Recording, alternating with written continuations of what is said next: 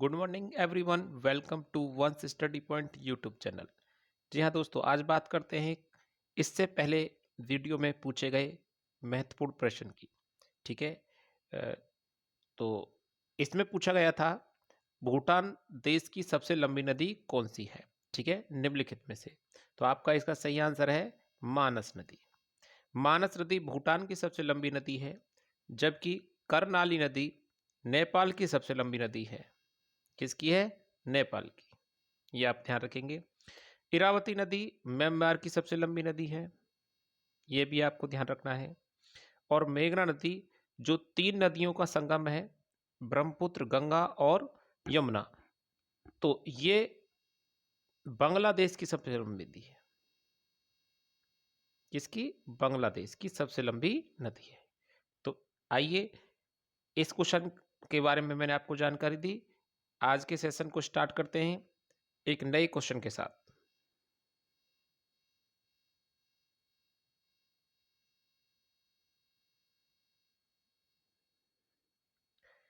Question है, हाल ही में विश्व की सर्वश्रेष्ठ कंपनी किसे घोषित किया गया है? अमेरिका की मैगजीन टाइम्स के अनुसार। ठीक है, तो विश्व की सर्वश्रेष्ठ कंपनी किसे घोषित किया गया है?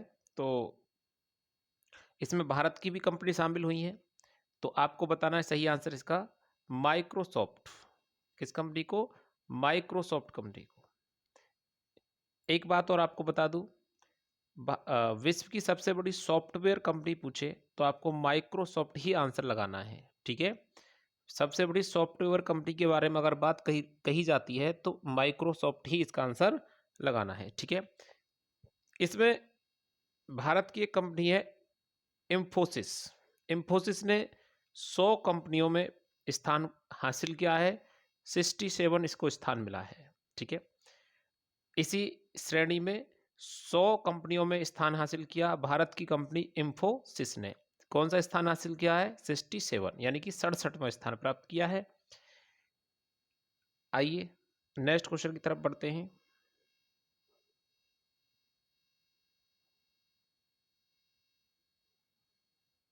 आदि महोत्सव, या ऐसे कहेंगे राष्ट्रीय जनजाति महोत्सव का आयोजन हाल ही में किस राज्य में किया गया है? ठीक है, तो 4 ऑप्शन है आपके सामने, चारों में से एक ठीक है। गुजरात राज्य में किया गया है। किस राज्य में? गुजरात राज्य में। तो आइए इसके बारे में कुछ जानकारी।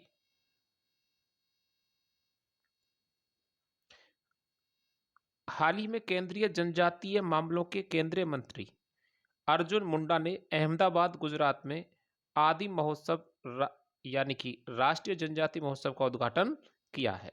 ठीक है, अहमदाबाद। अहमदाबाद आपको पता है साबरमती नदी के किनारे बसा है। अहमदाबाद यानी 3 भाषाओं का इस शब्द में भाव छुपा हुआ है। ठीक है, अहमदाबाद आपको याद रखना है यूनेस्को की सूची में शामिल होने वाला, बहुत ध्यान से सुने, यूनेस्को की सूची में शामिल होने वाला अंतर्राष्ट्रीय शहर आपसे पूछा जाए तो वो अहमदाबाद ही था। नेक्स्ट क्वेश्चन है आपके सामने। असम का पौबी तोरा वन्यजीव अभ्यारण्य किसके लिए प्रसिद्ध है?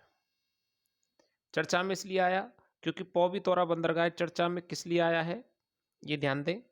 पौबी तोरा वन्य जीव अभ्यारण्य, पहले तो यह ध्यान रखें है कहाँ? असम में है। और ये किसके लिए प्रसिद्ध है, ये आपसे क्वेश्चन में पूछा गया है। तो ये एक सींग वाला गेड़ा के लिए प्रसिद्ध है। ठीक है, और इसे पुनः खोला गया है। ठीक है, इस पर प्रतिबंध लगा दिया था, अब इसे पुनः खोल दिया गया है। ठीक है, तो इसके बारे में कुछ जानकारी मैंने यहाँ पर नोट की है, आप इसे एक बार पढ़ लीजिए। असम का पौबी-तोरा वन्य जीव अभ्यारण्य एक सींग वाले गैंडे के लिए प्रसिद्ध है, जिसे हाल ही में आधिकारिक तौर पर खोला गया है, अर्थात यह ब्रह्मपुत्र नदी के दक्षिणी तट पर स्थित है। एक सींग वाले गैंडे के लिए के अलावा यहाँ पर तेंदुआ, जंगली सुअर और जंगली भैंसें भी पाई जाती हैं। ठीक है, और सांप भी होते हैं, यहाँ पर सांप भी पाए जाते हैं। और कुछ पक्षियों का भी, जो प्रवासी पक्षी हैं वो भी यहाँ पर निवास करते हैं।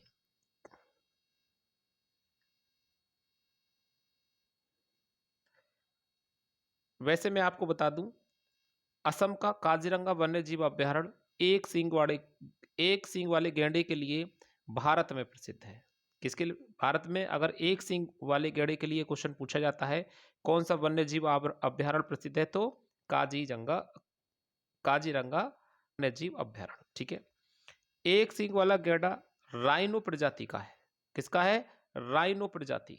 ये थोड़ा यहाँ ध्यान दें, किस प्रजाति से संबंध रखता है एक सींग वाला गैंडा? राइनो प्रजाति, यानी इसका नाम राइनो भी पूछा जाता है। राइनो प्रजाति में सबसे बड़ा जीव है ये। नेक्स्ट क्वेश्चन है आपके सामने,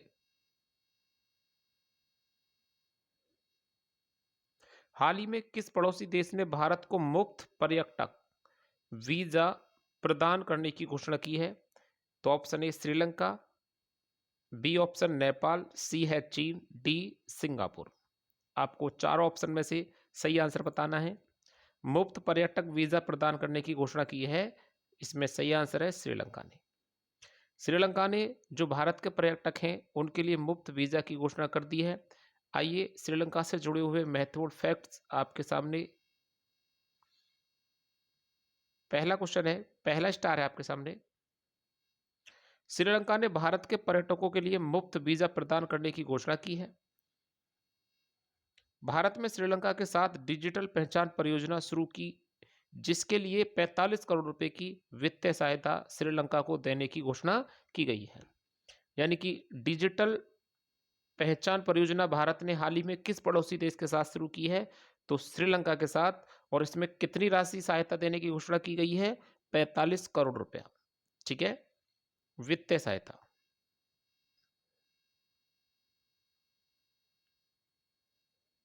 आपको बता दें, वर्तमान में श्रीलंका की राजधानी श्री जयवर्धनेपुरा कोट्टे है, जबकि कार्यकारी और न्यायिक राजधानी कोलंबो है। पाक जलडमरू भारत और श्रीलंका के बीच स्थित है। पाक जलडमरू भारत और श्रीलंका को ये कह सकते हैं अलग करता है, जबकि एडम ब्रिज या राम का पुल या राम सेतु भारत और श्रीलंका को जोड़ता है, और वो भी भारत के तमिलनाडु राज्य से ये कनेक्ट होता है, भारत की सीमा। यानी मैं आपको ये बता दूं कि जो राम सेतु पुल है ये एडम ब्रिज के नाम से जाना जाता है, और ये तमिलनाडु राज्य की सीमा से शुरू होता है और जो श्रीलंका को जोड़ता है। ठीक है, इतना क्लियर है सबको? समझ में आई बात? आगे एक लाइन और पढ़ लीजिए, श्रीलंका से जुड़ी हुई है। 2023 में नरेंद्र मोदी जी ने नागापट्टिनम और कांके संतुराई, देखो नागापट्टिनम तो ये भारत का शहर है और कांके संतुराई ये श्रीलंका का है। ये पहले क्लियर करें आप। एक सेकंड, ये थोड़ा मिस्टेक हुआ यहाँ पर। यहाँ ध्यान रखिए, ये तो इंडिया का है, भारत का, और ये श्रीलंका का है। तो आपको 2023 में नरेंद्र मोदी जी ने नागापट्टिनम और कांके संतुराई के बीच एक नौका सेवा प्रारंभ की। इस नौका सेवा का नाम है फेरी सेवा भी कह सकते हैं, और ये अभी भारत और श्रीलंका के बीच शुरू हुई है। जो नौका सेवा है, भारत का शहर नागापट्टिनम और श्रीलंका का शहर है कांके संतुराई। ठीक है, क्वेश्चन पूछा जा सकता है, हाल ही में जो नौका सेवा प्रारंभ हुई है भारत ने किस देश के साथ की है? तो श्रीलंका के साथ। नेक्स्ट क्वेश्चन है,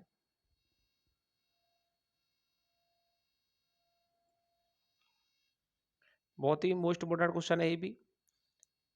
वायरस ही पीछा नहीं छोड़ रहे हैं। 2019 से ऐसा वायरस आया कोरोना, और उसके बाद वायरस पर वायरस आपके सामने प्रस्तुत हो रहे हैं। तो एक आया है, हाल ही में भारत के किस राज्य में तिलापिया वायरस की पुष्टि की गई है? तिलापिया वायरस, मैं सबसे पहले बता दूं आपको, मछली को सबसे ज़्यादा प्रभावित किया है। मछली को 30 से 40% इसने मारा है।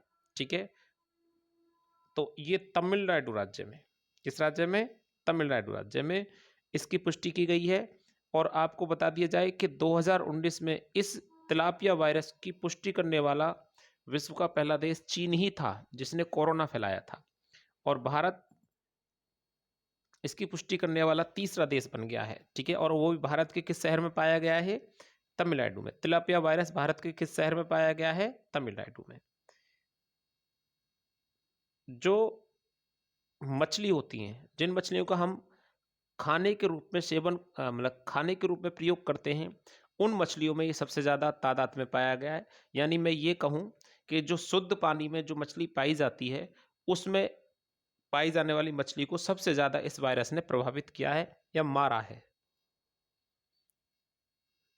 आइए इससे जुड़ी हुई कुछ महत्वपूर्ण जानकारी। तिलापिया मछली सबसे अधिक अंतर्राष्ट्रीय स्तर पर व्यापार की जाने वाली खाद्य मछली है जो भारत के केरल और तमिलनाडु राज्यों में पाई जाती है। ठीक है,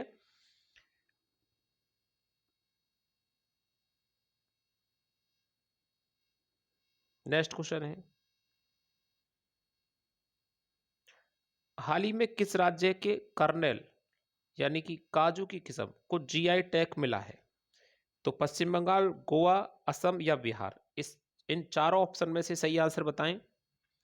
कमेंट बॉक्स में भी रिकॉर्ड वीडियो है, वैसे ही आप इसका आंसर बता सकते हैं। कमेंट बॉक्स में भी आप इसका आंसर शेयर कर सकते हैं, और वीडियो को लाइक करें और शेयर करें। इतनी तो कृपा, अगर वीडियो सही लग रहा है तो करें अपने ऊपर। तो जीआई टैग, तो ये गोवा के काजू को जीआई टैग मिला, और कौन सा? उसका नाम है कर्नेल। क्या नाम है? कर्नेल को। ठीक है, ये जीआई टैग क्या होता है? जीआई ज्योग्राफिकल आइडेंटिटी होता है, यानी भौगोलिक संकेत, यानी एक तरह से मोहर कहेंगे। और हम आम भाषा में करें, जीआई के लिए आम भाषा प्रयोग करें तो एक प्रसिद्धि होती है, फेमस होता है। कोई भी चीज़ अगर फेमस करनी है तो उसके लिए जीआई टैग दिया जाता है भारत के अंतर्गत। ठीक है, तो पहला जीआई स्टोर कहाँ पर खोला गया था? भौगोलिक संकेत स्टोर कहाँ खुला था? तो वो भी गोवा में ही खुला था। यह भी आपको याद रखना है। सबसे पहले जीआई टैग किसको दिया गया था भारत के अंतर्गत? तो दार्जिलिंग की चाय को दिया गया था। दार्जिलिंग की चाय को दिया गया था। नेक्स्ट, यहाँ पे मैंने आपको बता दिया है, गोवा राज्य के कर्नल काजू को जीआई टैग मिला है। नेक्स्ट क्वेश्चन है बेटा, जबरदस्त क्वेश्चन है आपके सामने। नेक्स्ट भी, हाल ही में किस देश में कांस्य युग की एक चट्टान खोजी गई है? कांस्य युग की एक चट्टान खोजी गई है, और ये किस देश में खोजी गई है ये आपको बताना है। हाल ही में किस देश में कांस्य युग की एक चट्टान खोजी गई है? तो जल्दी से कमेंट कर सकते हैं इसका आंसर, और वीडियो को लाइक करें, शेयर करें, ये कृपा करो जल्दी से अपने ऊपर। तो ये फ्रांस में खोजी गई है, और ये कांस्य युग की सबसे पुरानी चट्टान यहां पर खोजी गई है। ठीक है, आपको एक बात और बता दें, फ्रांस की राजधानी पेरिस के आसपास इसको खोजा गया है, और फ्रांस वही देश है जिसने सबसे पहले जीएसटी को लागू किया था। ठीक है, जीएसटी को लागू करने वाला दुनिया में पहला देश अगर आपसे पूछा जाता है तो फ्रांस ही है। नेक्स्ट, या इसको लाइन को पढ़ लीजिए, फ्रांस में कांस्य युग की चट्टान हाल ही में खोजी गई है। और इससे कोई महत्वपूर्ण जानकारी जुड़ी हुई आपको कुछ याद नहीं करनी है पेपर के हिसाब से। अगर आप बड़े एग्जाम की तैयारी करते हैं तो इसको डिटेल से पढ़ना पड़ेगा, इस न्यूज़ को। ठीक है, अगर आप कांस्टेबल लेवल या यूपीएससी का कोई नीचे कोई भी लेवल है, SCHSL, CGL, CPO, you police, Delhi police, SSC, GD, army, सबके लिए अवेलेबल है इतना ही जानकारी। लेकिन अगर इससे ऊपर जाना चाहते हो तो आपको इसको विस्तार से पढ़ना पड़ेगा। नेक्स्ट, ये क्वेश्चन मोस्ट इम्पोर्टेंट है, और ये रिवीजन क्वेश्चन है, पुराना क्वेश्चन है थोड़ा, इसी साल का 2023 में। उत्तरी अटलांटिक संधि संगठन, यानी कि हम कहेंगे नॉर्थ अटलांटिक ट्रीटी ऑर्गेनाइजेशंस, ठीक है, यानी कि शॉर्ट में बोल देते हैं नाटो। एन से बनेगा नॉर्थ, ए से बनेगा अटलांटिक, टी से बनेगा ट्रीटी और ओ से बनेगा ऑर्गेनाइजेशंस का 31वां सदस्य देश कौन सा बना है। बहुत ही मोस्ट इंपोर्टेंट है एसएससी की दृष्टि से क्वेश्चन, और सभी एग्जाम में पूछने जाने वाला क्वेश्चन है। तो आपको सही आंसर इसमें बताना है कौन सा इसका देश 31वां बना है। तो 31वां देश बना था इसका फिनलैंड। फिनलैंड को झीलों का देश भी कहते हैं, ठीक है। और 30वां देश था इसका नॉर्थ मैसिडोनिया, ठीक है। बेल्जियम में नाटो का हेडक्वार्टर है, ये आपको ध्यान रखना है, ठीक है। नाटो का हेडक्वार्टर कहां पर है, बेल्जियम, ठीक है। नाटो की स्थापना कब हुई थी, स्थापना यह हुई थी 4 अप्रैल 1949 को, 4 अप्रैल 1949, ठीक है। इसके बाद हेडक्वार्टर आपका पूछा जाए नाटो का कहां पर है, तो ब्रुसेल्स में है। एक बात, वो जो महत्वपूर्ण बात है, क्या आपसे ये पूछा जाए नाटो का भारत सदस्य है या नहीं, तो आपको ध्यान रखना है नाटो का भारत सदस्य नहीं है, ठीक है। नेक्स्ट क्वेश्चन की तरफ बढ़ते हैं। फिनलैंड नाटो का 31वां सदस्य 2023 में बना, ये मैंने आपको बता दिया है। नेक्स्ट क्वेश्चन है, ये आपके लिए क्वेश्चन है और इसका सॉल्यूशन मैं आपको बताऊंगा नेक्स्ट वीडियो में, यानी इसका आंसर बताया जाएगा नेक्स्ट वीडियो में। वाटर मेट्रो के नाम से किस भारतीय शहर को जाना जाएगा, वाटर मेट्रो के नाम से। तो 4 ऑप्शन है, अहमदाबाद, पिथौरागढ़, कोची और मुंबई। इनमें से आपको सही आंसर कमेंट बॉक्स में भेजना है। वीडियो अच्छा लग रहा है तो लाइक करो, शेयर करो, इतनी कृपा करते रहो अपने ऊपर। और अगर आप ऐसा करते हैं तो वीडियो रेगुलर कंटिन्यू आपको मिलते रहेंगे और आगे बढ़ते रहेंगे। तब तक के लिए जय हिंद। इस वीडियो में इतना ही।